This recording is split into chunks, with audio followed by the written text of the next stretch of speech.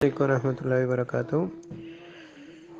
دیکھیں، اللہ تعالیٰ قرآن مجید میں فرماتے ہیں وَاعْتَصِمُوا بِحَبْلِ اللَّهِ جَمِيعًا وَلَا تَفَرَّقُوا، کہ اللہ تعالیٰ کی رسی کو مضبوطی سے تھام لو اور فرقہ فرقہ مت بنو، یا گروہ گروہ مت بنو، یا دوسرا اس کا میننگ یہ کیا جا سکتا ہے وَلَا تَفَرَّقُوا، اور افتراق فرقہ یعنی کہ گروہ گروہ اور اختلافات کے اندر نہ بیٹھو۔ تو اس سے یہ پتہ چلتا ہے کہ اللہ تعالیٰ کی رسی یعنی قرآن کو جو مضبوطی سے تھامتا ہے وہ بھی ایک گروہ ہے، وہ بھی ایک جماعت ہے۔ لہٰذا جس فرقہ بننے سے اللہ تعالیٰ نے منع فرمایا ہے، پہلے تو حکم دیا وَاعْتَصِمُوا بِحَبْلِ اللَّهِ، اللہ تعالیٰ کی رسی کو مضبوطی سے تھام لو۔ اس سے پتہ چلتا ہے کہ اللہ تعالیٰ کی رسی کو مضبوطی سے تھامنے والے بھی تو لوگ ہی ہیں نا، تو وہ لوگوں کا ایک گروہ ہے، ایک جماعت ہے۔ اسی طرح بعض ایسے گروہ اور ایسی جماعت ہیں اور ایسے لوگ ہیں، ایسے افراد ہیں جو کہ یعنی قرآن اور حدیث کو چھوڑ کے کسی اور کو تھامے ہوئے ہیں۔ تو اختصار کے ساتھ اتنا ہی کہوں گا کہ اپنا نام انسان کوئی بھی، یعنی تعارفی نام، اس کو تعارفی نام کہتے ہیں، کوئی اہل حدیث کہتا ہے، کوئی اہل سنت کہتا ہے، کوئی کچھ کہتا ہے، کوئی کچھ کہتا ہے، یعنی بہت سارے نام ہیں نا جو کہ مشہور بھی ہیں اور لوگ ان کو پہچانتے بھی ہیں، جانتے بھی ہیں۔ تو یہ ہوتے ہیں تعارفی نام۔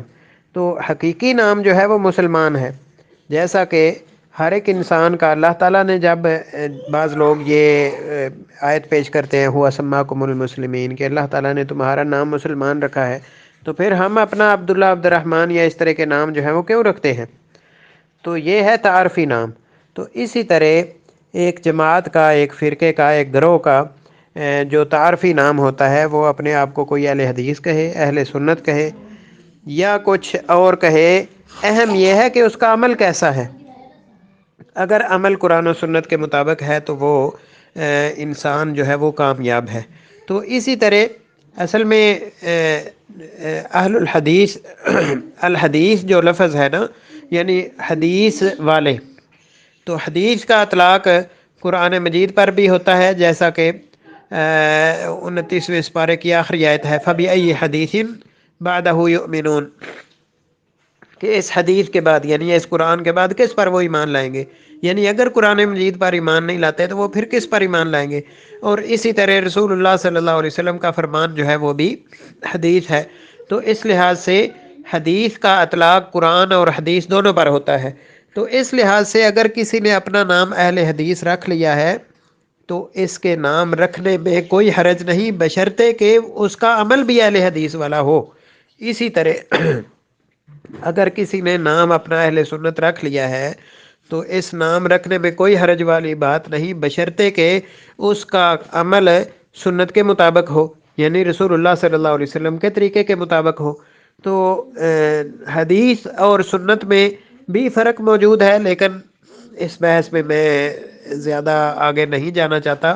مختصر یہ ہے کہ ہر ایسا شخص جو صرف یہ دعویٰ نہیں بلکہ اپنے عمل سے یہ ثابت کرتا ہے کہ وہ اللہ تعالیٰ اور اس کے رسول صلی اللہ علیہ وسلم کی فرما برداری کرتا ہے، اور اللہ تعالیٰ اور اس کے رسول صلی اللہ علیہ وسلم کے مقابلے میں یعنی ان کے اگینسٹ کسی کی بھی بات نہیں مانتا، تو اس لحاظ سے ہر ایسا شخص وہ انشاءاللہ فرقہ ناجیہ یعنی نجات پانے والا گروہ اس میں شامل ہے، چاہے وہ اپنے آپ کو اہل حدیث کہے، چاہے وہ اہل سنت کہے۔ یعنی ہر ایسا شخص جو قرآن و سنت کو فالو کرنے والا ہے اور اس کے مقابلے میں کسی کی بات کو بھی خاطر میں نہیں لانے والا، ایسا ہر انسان جو ہے وہ کامیاب اور انشاءاللہ اللہ تعالیٰ کی رحمت کا مستحق ہے۔ اللہ تعالیٰ ہمیں بھی ایسے لوگوں میں شامل فرمائے، اور ناموں کی دوڑ کی بجائے ہم عمل کی طرف دیکھیں۔